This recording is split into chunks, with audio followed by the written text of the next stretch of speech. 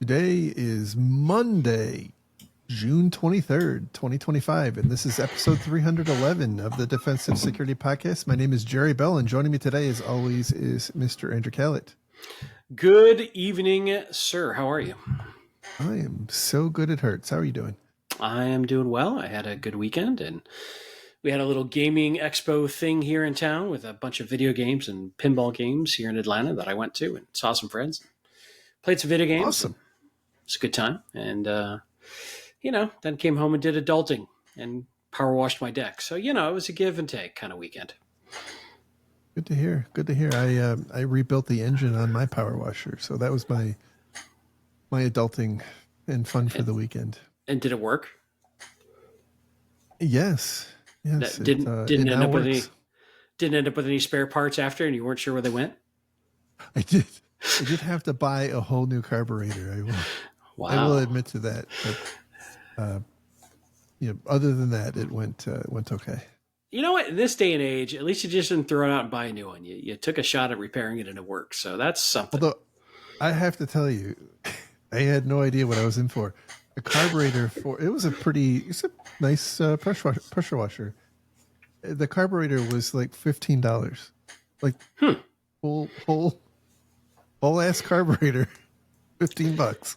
I wonder if it's used in like many, many, many small engines. So it's just commodity. I think it is. Yeah, that is impressive though. And for kids today who don't know what a carburetor is, Google it. That's right. Right. Yeah. Anyway, neither here nor there, but we'll have to talk more later because I'm curious how you diagnosed it as the carburetor issue. But we'll spare the listeners for that diatribe. TikTok told me what it was. All right. Anyway, all right. So just a reminder that the thoughts and opinions we express on the show are ours and not those of our employers. Welcome, Jerry Small Engine Repair. On today's episode. That's right. We got a whole new podcast spinning up here now. Yes, that's right. And thank you again to our continued Patreon sponsors. Thank you very much. If you do want to sponsor us, it's patreon.com/defensivesec. Sorry. Yes, let me echo. Thank you. You guys are awesome. Even though we do have some new sponsors, Patreon comes a long way to help us. Yes, you want to? Would you like to introduce our new sponsor? I feel like since I did the voiceover, you should do the intro. All right, we have a new clothing brand for IT people. And so we're gonna play our first spot right now. This episode is sponsored by Funk Defender Executive Line, underwear for CISOs who carry the weight of the enterprise, the blame for every incident, and an ulcer the size of a sock tube binder. Whether you're on your third red-eye flight this week, rehearsing how to explain MFA to a hostile CFO, or mentally preparing for a board meeting where we haven't been breached is somehow not good enough, you need support. Real support. That's why Funk Defender Executive is designed with breach-resistant fibers that won't give under pressure even when your budget does. Crisis Cool Tech Fabric. Specifically engineered to keep you composed while legal and PR says, we've decided not to disclose. Zero Slide Waistband for smooth transitions between calm strategy voice and we are so screwed tone. Plus a discreet pocket for your resignation letter, updated quarterly. Use promo code ITOLDYOUSO to get 10% off your first set, plus a free sticker that says, this wouldn't have happened if I ran engineering. You expected to be a visionary, a diplomat, a scapegoat, a miracle worker with 3% of the IT budget. But at the end of the day, you still put your pants on one leg at a time. Make sure what's underneath them can carry the load. Funk Defender Executive, because even when everything else is on fire, your underwear shouldn't be. All right. I posted this on Mastodon already, and there's already people lining up to buy them. So that's pretty good. I mean, they're getting their money's worth. It's a needed product. That's all I can say. Absolutely. And who knows? There might be more from the Funk Defender brand. We'll have to see what comes next week. And the week after. And maybe even the week after. All right. Let's jump into some stories here. The first one comes from, actually, I think most of them come from Bleeping Computer this week. First one comes from Bleeping Computer, and the title here is "No, the 16 billion credentials leak is not a new data breach." So, if unless you've been living under a rock, the big news in the security world has been this, gigantic breach of 16 billion credentials, which the story here is a little interesting. There was a batch, actually, I think it was 4 or 5 different batches of like 3.5 gigabytes each, very briefly exposed, and long enough for a researcher to see them and see that they were formatted. These dumps were formatted in a way that looked like how normal info stealers store their stolen credentials. And they did the math and came up with the number of leaked credentials. And this story just caught on fire, and it ran all around the news media, and I think it was even on the local news here in Atlanta at one point. But the reality is a little bit different. This is actually not indicative of a new breach. Now, it's not to say, by the way, that amongst the 16 billion credentials that there aren't some that weren't previously compromised. Like, you can't guarantee that, but as a whole, the preponderance of these appear just to be like more and more amalgamated existing data breaches, kind of combined, reformatted, and stuck together. And by the way, I think this is going to become more of a consistent problem. Like, and I say that because of the splash that this made, right? It was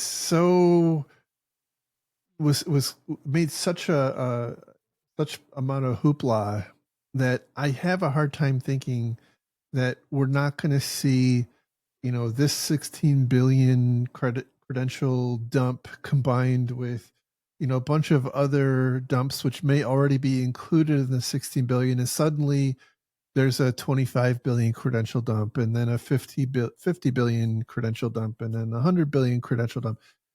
I think we're going to see a lot more of this going forward, and we're going to have some fatigue around it if we don't temper ourselves a little bit.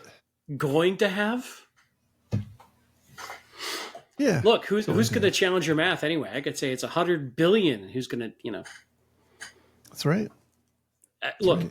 I demand my credential leaks be deduplicated before sent to me. As you should, honestly. Like, that's a reasonable request, I think. This was maddening because, like you said, it got all over the press. So immediately, executives found it and start demanding we do something. It's a huge number. Like, tell me if tell me that my people are, how many of our credentials are in here, and what are we doing to rotate our passwords? And right. And of course, here's the first problem. I don't know. I don't have access to the data dump. Nobody, like, It was briefly made public. It's not available. It hasn't been added to have I been pwned or anything. And how many? This is always the challenge. A password, once it is out in the wild, can live forever, even if it was rotated eons ago. Like, how do you know? Mm-hmm. It's such a low fidelity, low value stat. It's very frustrating to see this sort of thing flow out here. And it's tough to even have a rational conversation with an executive when they see this and they're reacting to it. But I mean, that's my job. Like, I've got to find a way. So telling them not to worry, it's like proving a negative. It's very tough. Having said all that, I think it's a reminder. It's a good reminder that info stealers and password breaches are a thing. Like, they do happen. They happen all the time, and it really highlights, I think, the importance of better better password hygiene, using unique passwords for every service, using random passwords, using multi-factor authentication, using passkeys where you can. So I don't think we should just kind of ignore it, but No. I also think it's we didn't do the right thing here as an industry. I could have generated 16 billion random character strings and had the same impact. Yep. Yep. It did spur an interesting thought, though. Let's say you're a software vendor, or you have your SaaS platform, or a cloud provider, and something like this happens. What obligation does that vendor have to check if their customers' passwords to their service are included in something like this? And what obligation do they have to notify or force a password change in that circumstance? Well, it's a good question, and I will tell you, we did it a couple of times, and it was sort of maddening. I think after a while we just hit the easy button and said, you know what, like we can't just have customers with a static password anymore. They have to move Right to multi-factor. So that was the exit from that loop. I will tell you, like on a more personal note, very recently on my Mastodon instance, there's lots of security researchers, one of which slid me a copy of. They came into possession of a command and control system for a password stealing enterprise, and Nice. had a bunch of infosec.exchange credentials. Well, I mean, then that's a great example without putting you on the spot. Uh, do you have an obligation to go do the legwork of, notifying those users, forcing a password reset, and then dealing with, it's a little odd because you're a free service, but let's say you weren't. Let's say infosec.exchange was a paid subscription service, and these are paid customers, and you have SOC analysts. And you go to notify customers that their password was caught in this info stealer. That opens up a whole can of worms. And are you obligated? Should you do it? Do you need to tell them that? Do you just trigger a password reset without explanation? Or are you going to set yourself up for that customer coming back and asking you a whole bunch of questions like, what do I do? How do I do this? What should I do? Where did this happen? Like, if their password hygiene and their local password that they set was stolen, what do you, as the password custodian, I guess if that's the right word, of the other end of that password conversation, owe that person? So this I think gets into like maybe a new field, an emerging field of cyber philosophy. but there was an interesting story or news story recently. I think it was last week about 23andMe being fined by the UK ICO because they had a big data breach, and the data breach happened because people's IDs, and it wasn't like that their service got hacked. It was that bad guys were logging in with stolen credentials. They were kind of brute forcing user email address and password pairs that were collected from other breaches, like probably the 16 billion credential breach, and getting in some large number of circumstances. And obviously the kinds of data that 23andMe stores would be considered, I think it was special categories data is what they called it. I know the UK isn't under GDPR anymore, but they have like their own kind of GDPR like thing. But it's like the most sensitive data that you can think of. Like it's pretty sensitive. Anyway, they got fined because they didn't acknowledge that their customer accounts were we're being hacked. And so I think it's it's a tenuous answer to that question, but I think there's an implication that, hey, like, you should have realized that your customers' passwords were out in the field. Now, on the other end, I was just reading through the NIST, some of the NIST password guidance. I forget the Because SP number. it's what you do. It's why you're fun at parties. I'm not working right now. So what else am I going to do? Like, you got to read the NIST documents. And one of the requirements was that you check when people set or reset a password, that you should check to see if that password has been part of a breach. But then they do make a footnote, and I don't have the actual wording with me, so I'm going to paraphrase it. But they do make a footnote that, like, the larger the set of passwords that you compare against, the less effective that becomes as a control. And what is your source of truth on that? I don't know.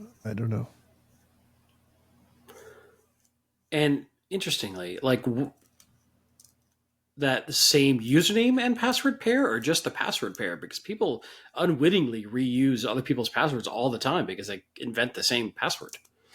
I think that was the point that they were trying to make was, you're constraining, kind of like it's a tortured analogy, right? But when you tell people that their password has to be 8 characters long and has to have a special character, a number, and an uppercase, like that actually radically limits like the total space, the total number of combinations of possible passwords. And so I think it's probably a very similar kind of logic there.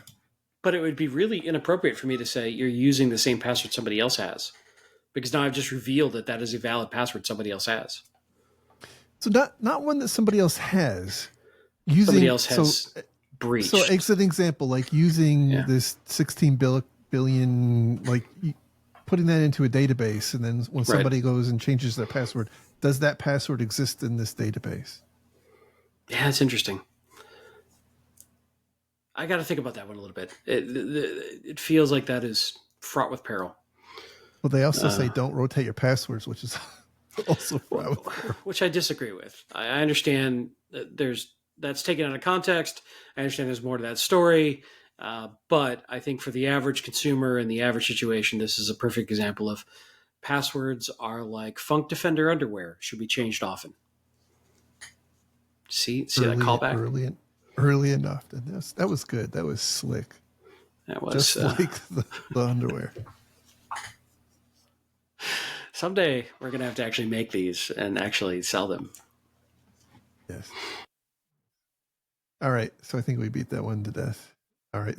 The next story, again, also comes from Bleeping Computer. And the title here is Russian Hackers Bypass Gmail MFA Using Stolen App Passwords.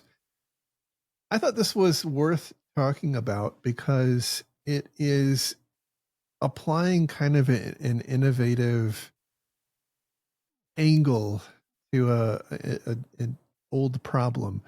As services like Gmail and others become more sophisticated, we're seeing the attacks move to kind of adjacent capabilities. And by that I mean, we've seen threat actors going after like OAuth tokens and that sort of thing. And in this instance, the threat actor here is spoofing. In the case that we're talking about here, they were pretending to be from the U.S. Department of State, and they were targeting some number of people. It wasn't clear to me exactly how they were selecting their targets, but they were like academics and critics of Russia and who knows who else. But they would send an email out from someone purporting to be the Department of State, and they point out, by the way, this is pretty clever. They picked a persona that doesn't actually exist in the Department of State, and they sent the email from a Gmail address, but copied like the person's what appeared to be their personal Gmail address. So it was like I forget the person's name, but like Amy Smith. I'm gonna make it up right now, but it wasn't Amy Smith. So it was Amy Smith's Gmail address, but they copied Amy Smith at the Department of State's actual domain name.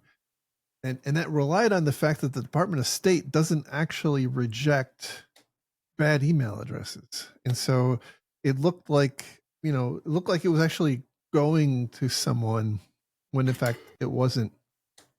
So they were, and they were leveraging that. If you replied to it, you didn't get a bounce back. So it exactly looked like somebody got it and just ignored you or whatever. It looked more legitimate. Exactly. So at some point they asked after building a bit of a rapport, they asked the victim, their Mark, to create an app specific password in their Gmail account. And they actually provided a document that walks, like a PDF document, a non-malicious PDF document, by the way, that walks you through creating an app, an app specific password. And then they ask for that app specific password to be shared with the Department of State help desk in order to get you added to a communications facility so that you have an ongoing ability to communicate with them. By the way, it wasn't Amy Smith, it was Claudie S. Weber was the name of the person. I just saw it. So once the victim here provided that app specific password, it actually provides the threat actor here with full access to their Gmail address or to their Gmail account without the need, the inconvenience of having to go through the problem of finding the password and cracking multi-factor authentication, because like that password gives them all the access they need.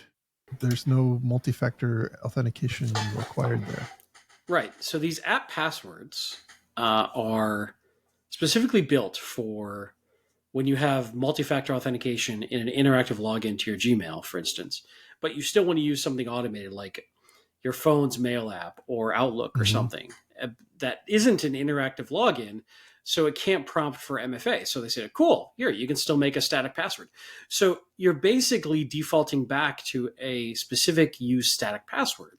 Now you can try to lock it down to a specific use case and you can add some controls around it, but nonetheless, you're still rolling back to making a static password because we have technology that cannot accommodate any sort of MFA today that they have to accommodate for these tools. So even if you've got full MFA turned on for your interactive web-based login to Gmail, this completely bypasses that in a completely supported way that a bad actor can just do what they want with, which is, I don't know that people fully understand that.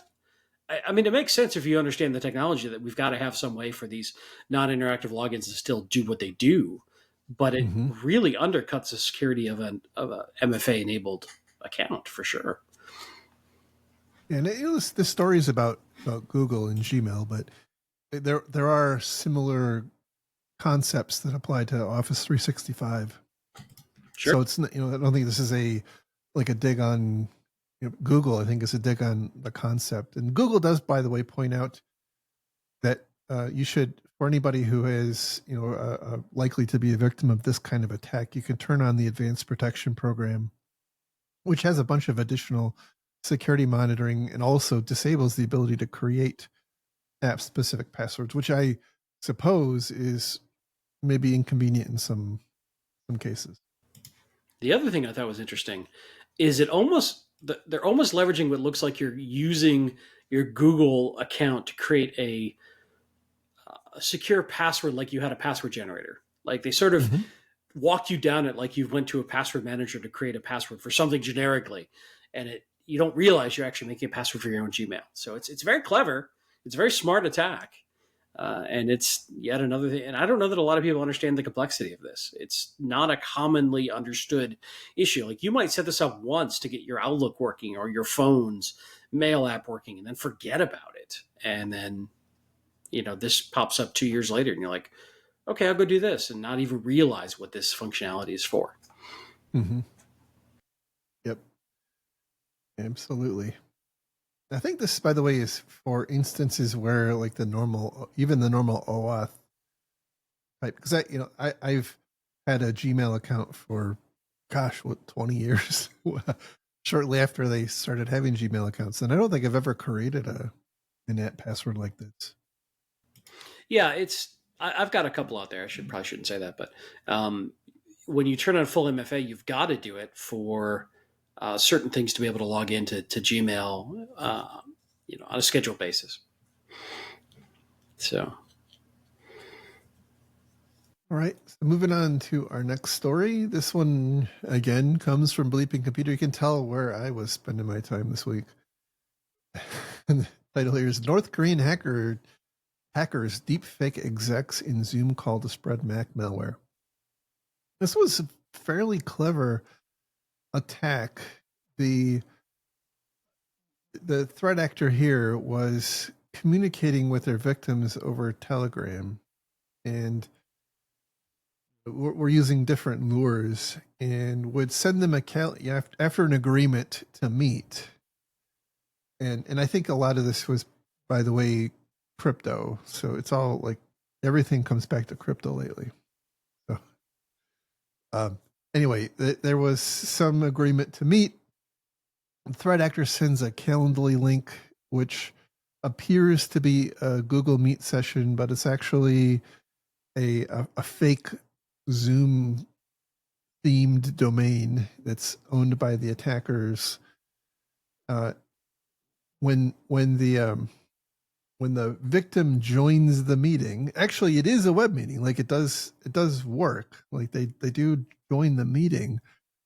But here's where it gets clever. The setup that they have makes it so that the victim's audio doesn't work, like their microphone doesn't work. And so there's people on the other end of the meeting who, again, it's a deep fake attack. So they're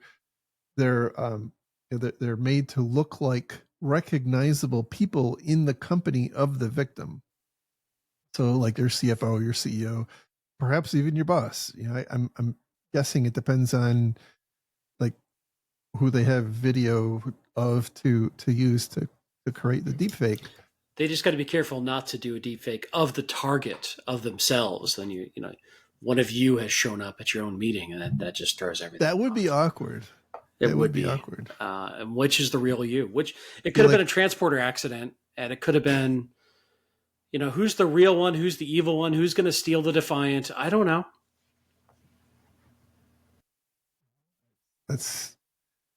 I don't know. I would just say, like, I guess I'm not needed here because I'm already there. Disconnect. Do you have to share your paycheck? There's a lot of questions that happen. Yeah. Did they have to like their own background check? And what did they find? Anyway, I have so many questions. I digress. I'm just saying, if you're conducting a deepfake attack, make sure you don't have your target there as a deepfake. It's sensible. Like pro tip. There must be like a field manual for running deepfake operations, and I'm sure that's probably early in the document. I'm guessing. So anyway, the threat actors here, they are portraying recognizable people who are recognizable to the victim on this Zoom call, and those people are unable to hear the victim, and so they tell the victim to download this Zoom extension. Well, of course, the Zoom extension is the malware, right? And then it's off to the races. And they have a couple of different flavors of malware that get installed. Everywhere, anything from a backdoor to a keyboard logger to a cryptocurrency info stealer, which again, like, it's all crypto. It's all crypto. So at this point, if you've got some kind of crypto stuff going on, like you better have your act together because there's a lot of people coming after you. I mean, I've got some cryptozoology stuff going on. Yes, we are all aware of that. Nobody seems to be trying to steal that though, which is kind of sad. Very disappointing. It's also very interesting. This was focused on Macs. Like this specific attack at least was very focused on Macs. However, the malware actually, part of the loader of the malware makes sure that you have the x86 compatibility layer installed. And if you don't, it actually installs it for you because they don't have their malware. It actually doesn't work on Apple native silicone, I guess. So, dude, that takes time. I guess it's coming in the next version, right? Next version. That's right. It's on the roadmap. That's probably what the product managers or the salespeople are saying. It's on the roadmap. It'll be there. On the road. It's on the roadmap. Next version. Just renew. I was, I was wondering. Like, I mean, I know this is like not something you suggest to most people, but in a Windows desktop enterprise environment, we try to take away local admin rights from Windows boxes for this sort of thing, right? The bad actor tries to load something and they either can't, or if they load, they're not going to run as admin. I'd be very curious in this environment. There are certain enterprise grade tools or methodologies to restrict the average enterprise user of Mac from having local admin rights. And I'd be curious if this particular script requires local admin to run, or if that sort of control would limit the danger here. But the hope is at that point, if you can't install it, you would contact your IT department to grant you rights to install it, and they would go, "Wait, you're doing what? Hold up, Steck. Let's talk about this," kind of thing. But I don't know. I would have to grab this and try it on a Mac configured thusly. I infer that this attack is not going after like the super mature companies, and I think that a lot of the solutions that you mentioned are weighty and expensive and challenging to implement and manage, and probably don't scale down well. And so I'm going to guess that a lot of the smaller startup, small companies running Macs probably don't have that. Probably That's true. I'd also love to throw a common EDR at this and see how it reacts without any special tuning. That's like I've said this so many times in the past. When we see these pwn to own contests that are like raw native, attack against X, I'm like, cool.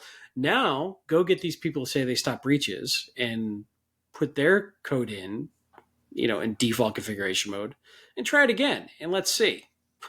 Novel new attack, never seen before. How well do you do? But nobody's taken me up on that plan yet.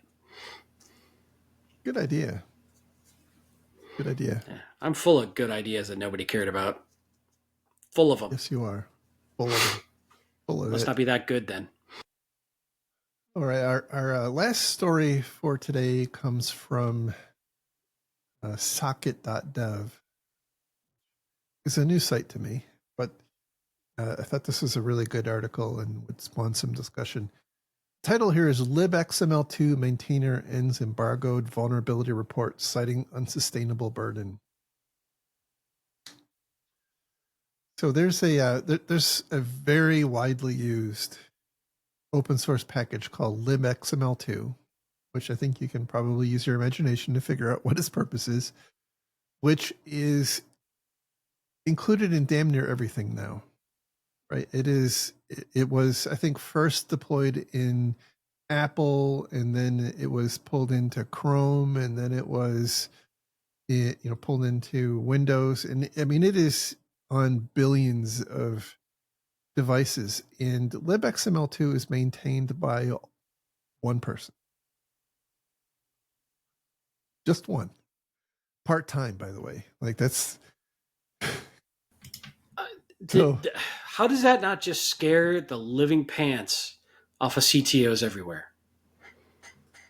I'll save my commentary. Continue with the story. So that's the whole. I mean, that is the whole gist of this story is that it should be pretty alarming the way in which. And by the way, this isn't a slam on. I want to get it out, out in front of it, right? This is not Jerry saying open source is bad or like the strategy of using open source is bad. It is that the concept of becoming extremely reliant on a piece of open source technology that has one developer and being used by all of these large companies who are really not supporting that in any way, shape, or form, and then coming around and beating them on the head, which is what this story is really about, is just not a sustainable thing.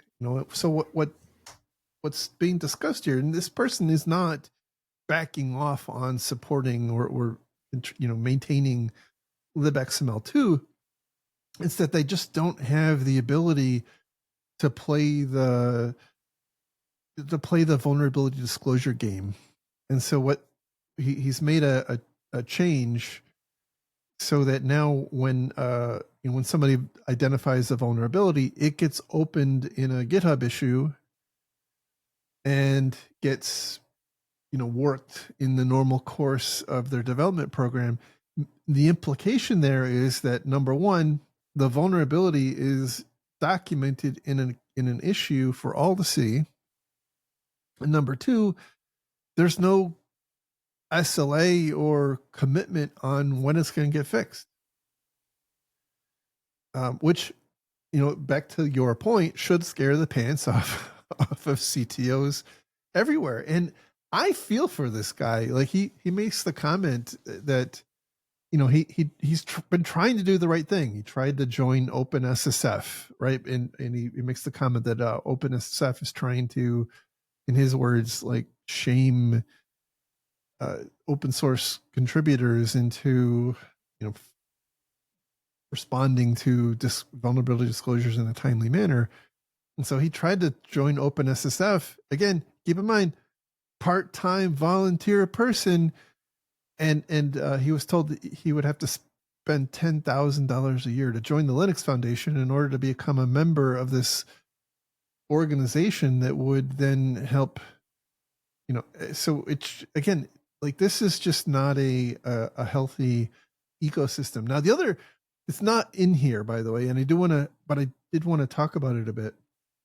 There's another person, different package. There's I forget his name. He maintains the curl package, the Linux curl package. And he's very active on Mastodon, and he's been just railing on AI generated bug reports. And so I don't know if this is a similar kind of mess. Yeah, I see him in my day job. They are a mess. So, his point is like, I'm a volunteer. I'm like, this is a hobby. It's obviously a very popular thing, but like we have to inject sanity in here. And I think the problem is that something is going to fall through the cracks. Like, this is going to cause something bad to happen. And I'm not, by the way, blaming the maintainers here. Right? I agree. So the way this plays out, and that they get a bug or vulnerability, they are expected to deal with it like a commercial entity with an SLA and report back to whoever the so let's play this out. Let's pick IBM for a minute. IBM's got a piece of code that uses this in it. I don't know if this is true. I'm just making this up. IBM gets a vulnerability report or a disclosure to them. They come to this guy and say, you need to fix this in X number of days. And by the way, you can't talk about it because we're doing, disclose vulnerable or responsible disclosure policy. This is embargoed, blah, blah, blah, and get it done by this date or else. There is, I don't know what or else is because they have no power here. But this guy is like, I just do this like in between my kids' soccer games. Go away. Like, I don't have time for this crap. Times 500 companies coming at him.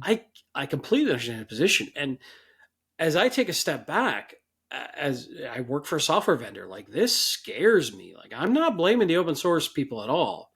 I'm blaming all the commercial entities that take these open source components and utilize them with this underlying expectation that they're being maintained at an enterprise grade level. And that is not the case, nor should it have ever been the case.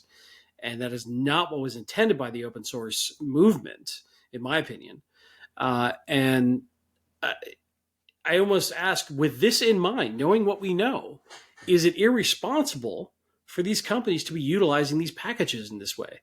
Like, if I'm expecting my vendor to be able to maintain and support and fix my software, right, when they have a vulnerability, and they don't control the entire downstream ecosystem or have agreements in place or SLA, like that liability isn't, like, there's no throat to choke downstream. There's no accountability. There's no ownership that is guaranteed. Nor do I think there should be if you're open source, right? Open source, their licensing is saying this is what I'm doing, right? You can take it or leave it. I'm not, and these bigger companies are pushing this expectation on them without their consent, and that without any sort of remuneration either, without any sort of payment or anything. So I'm starting to come back to, by the way, I don't think this is ever going to change for the record, but I'm coming back to, we shouldn't be using these packages in anything that we're trying to do anything with security around, because there's no accountability. Now, those upstream companies could fork it and fix it and contribute back, and they're supposed to. But right now, we just have this finger pointing game of, oh, that's a third party package that we're waiting on them to fix. Mm-hmm. Hold up. If you're waiting on that, like if I'm in a critical path of a company, I have to sign an agreement with them of what my expectations are, and are to fix something in a certain amount of time and the penalties and everything. There's a problem that open source software and the way we're utilizing it doesn't fit into that liability model. And I'm not doing a good job of explaining this. I know you know what I'm saying, but probably for the listeners, I probably sound like I'm talking in circles. How can I hold a business accountable that I'm paying money to when they don't have the ability to influence all the way down the path via contractual obligations? Is the question, right? Like, if they're buying widgets from Taiwan, they've got a business agreement with that Taiwanese manufacturer for a certain level of quality and control, and it's based on what they're paying for. But when you introduce free software that's maintained part-time, that all breaks down. And I'm not ripping on the open source movement at all. God love them. It's more the commercial entities who have set the expectation that this is well-maintained software they're using across the board. That is not the case. And we have signed up for this level of liability transfer without fully understanding that they cannot transfer that fully. Does it make any sense, or am I just rambling incoherently? So we used to call it going back to having back-to-back contracts. So you sell a contract to a customer, and that contract is in part based on stuff that you get from your own vendor, and you have to have a contract that is back-to-back. Like it you can't or shouldn't sell something that is dependent on a third party, which when that third party can't meet the obligation of the thing you sold, like you're taking an enormous risk there. And the issue here is that there's no contract in place with open source. So there's like you just implicitly can't go back to back. Now, this was something that, I struggled with, quite a lot. And I would tell my people, like, using open source is like adopting a puppy. You are responsible for it. It is, you have adopted, when you incorporate some open source component into your code, you have adopted a puppy. And, sometimes somebody will help you out and care and feed it. But if nobody does that, it's still your responsibility. It is your puppy at the end of the day. If there's a vulnerability in there and nobody's fixing it, it is on you to fix it. Full stop. And the problem is that it's like, okay, Jerry, like, we don't have a puppy. We have like 200,000 puppies. And that's not an over exaggeration, right? I mean, there's a lot of packages that get incorporated into the average, even commercial application these days. And so this is a problem that has gotten away from us in grand fashion. And I don't know where we go from here. I do think that, the responsible thing to do, like the easy way, and I think what was intended to happen with Linux Foundation and OpenSSF was, in the aftermath of Shell Shock and Heartbleed and those things, they were going to come together. They were going to create this funding mechanism where, large companies like the IBMs and the Red Hats and the HPEs and, they would all pay in, and then that money would get distributed out to different key programs. And that was what I think what this person was saying, that he would have to pay in $10,000 to become part of that, to become part of that program, which is not sustainable. Like it's a hobby. Like I don't have $10,000 to join the Linux Foundation. At some level, that concept makes sense, but it's not well implemented. And then you get to the question, like, well, I'm a startup, so does that mean I have to pay like thousands of dollars into the Linux Foundation because I want to use open source? Like, so what's the model here? Like, do you pay a percentage of your revenue? Do you pay like per package? Do you pay like, how does that work? And it kind of it trends to silliness, I think. And we just don't have a good answer. I think the Linux Foundation and OpenSSF were, again, a good idea, and to the extent that they do work, I think they, I think it's I think it's an important function or capability that we have, but like it's limited in scope. It was intended to only focus on, I don't know how they come up with what they focus on, but there was a recognition that like there are certain really fundamental components like OpenSSL that were not getting the attention that they needed, and therefore like we needed an industry response to those. But I think this is pointing out that there's a hell of a lot more going on than just a handful of of OpenSSL level things. Like libxml2 is used freaking everywhere, and it's not on anybody's anybody's radar at that in that kind of context. At least that's what it looks like. Yeah, I agree, and I don't know how to solve it, other than this is scary, and probably an underrealized and underappreciated risk. And I don't blame this guy for saying, "I'm not playing your game anymore. I'll deal with it as I deal with it. If you don't like it, don't use my package. I'm not making you use my package." Right. Yeah. And look, it is very conceivable, because let's just hypothetically say there is an RCE, worst case scenario, right, in libxml2. The future state is that will get opened up as a Git issue, and people will understand that the issue exists and perhaps how to exploit it long before there is a fix. That's the implication here. Again, not knocking the guy, but all the that's data, what's happening. Yeah, all the data will be clearly visible in the repo. And yeah, again, not knocking the guy, but we have this implicit expectation now that we've built that this is not compatible with. And that's where I'm trying to figure out, like, what do we do? And it's not, I don't think it's realistic to say all of you various commercial package vendors pick a different package or build your own, or what. Like, I don't know. I don't see an easy way out of this. There's no obvious answer, like, because you can't, like, you're not going to have thousands of companies all building their own XML library.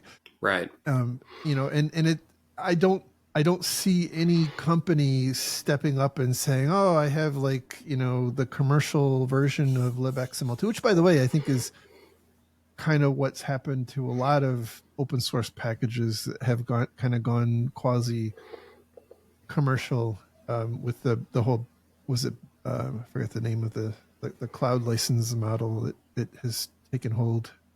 But like there's no like at every option you have has like structural inhibitors that say this is just not workable. So as we stand here today, I feel like we've dug ourselves into such a deep hole. Like we're looking up and don't see any way to get out right now. And on that cheery note, Yeah. Well, look, it's an opportunity. There's smart people in this world, a hell of a lot smarter than me, and you know, maybe somebody can come up with a solution that I just can't envision, and that's yeah, I imagine there are folks deep in the free and open source world who have thought much more deeply than you and I have in this our little 20-minute rant on this topic. But I think it's good to raise awareness of this topic and be realistic about what we expect of people that aren't signing up for this level of liability and expectation that we're applying to them just because they put some code together and threw it out there for other people to use if they wanted. So the other issue that I wanted to throw out here is, well, we know about this because it got picked up by this socket.dev website. If that hadn't happened, how would you know, right? How many other open source, important and widely used open source packages have already adopted a similar posture without you realizing?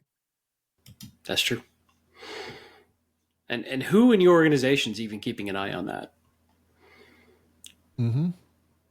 We just grab these packages willy-nilly and don't think about that. Don't worry about the ecosystem. Don't worry about the downstream. Don't worry. We just assume they're just going to be maintained and fine. And yeah, it's frustrating to me. I feel like we are signing ourselves up for pain the way we're handling it right now. Mm-hmm.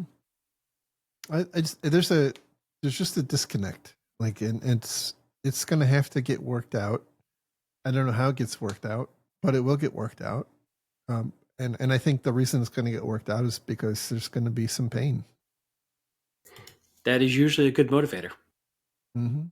Mm-hmm. Like we could sit here and say this is coming all day long, but until you touch the hot stove, Yeah. We're just trying to let you know it's coming. That's all.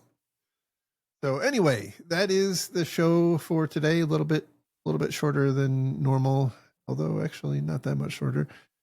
So thank you everybody for listening. Hope you have a wonderful week. It's certainly crazy times, and hopefully you're doing well. You can find links to the stories we talked about on our website at defensivesecurity.org. Just look for episode 311. We'll also drop a link to our Patreon page in case you are interested in sponsoring us. Also a reminder, by the way, that assuming I'm on the top of my game, we do have a video version of these shows. So if you're listening on audio, there is a full video. There's an audio only and a video version that's posted on YouTube. So if you are so interested, you can see our ugly mugs. And occasionally cats. There's no cats around today, but anyhow, you can find me if you would like to get in touch. You can find me on my Mastodon server. It's at jerry@infosec.exchange. And where can people find you? I am at Lerg, L-E-R-G, on both X and your amazing Mastodon server, infosec.exchange. And also I kick around LinkedIn from time to time. And in fact, a nice listener sent me a LinkedIn request today. and said, I just wanted to give you a non-sales message on LinkedIn, which I really appreciate. And they were kind enough to say some nice things about our show, and I appreciate that. That goes a long way. I've started my campaign of trolling LinkedIn, so it is dark and full of terror. You'll start seeing me more often on LinkedIn, I think, but it won't be pleasant. I do. Occasionally I have some interesting conversation there, but I threw something out the other day I get these random messages about, hey, do you have 15 minutes to give me your feedback on this product I'm building for InfoSec? And my suspicion is most of these are backdoor sales pitches. And so I threw it out there to LinkedIn. And a lot of people had some interesting opinions that some is, some isn't. You just don't know until you're stuck in the call and now enduring a potential sales pitch. But and it's tough because I obviously I wouldn't do this show if I didn't want to give to the community my opinion on things. So I like the idea of being an advisor to product people who are trying to build something useful, but this feels like an ego stroking way to give me a sales pitch, which I don't often have time for. So it's like, I was trying to figure out how I figure out the difference, and got a lot of interesting commentary on LinkedIn. So I think what we came away with was a small advisory fee will weed out the real people from the salespeople trying to sell me something. Interesting. Yeah, I've often thought that it reminds me of the IT version of the timeshare sales dinner, right? Yes, exactly. Though I do get a ton of, hey, come to our event for free dinner. It's going to be conversation about that. Like I get a lot of those too. And honestly, I just don't have time. I'm sorry. I just don't have time. I'm a busy guy. I value my free time. What little of it I have. Well, speaking of free time, you can cut this whole portion out.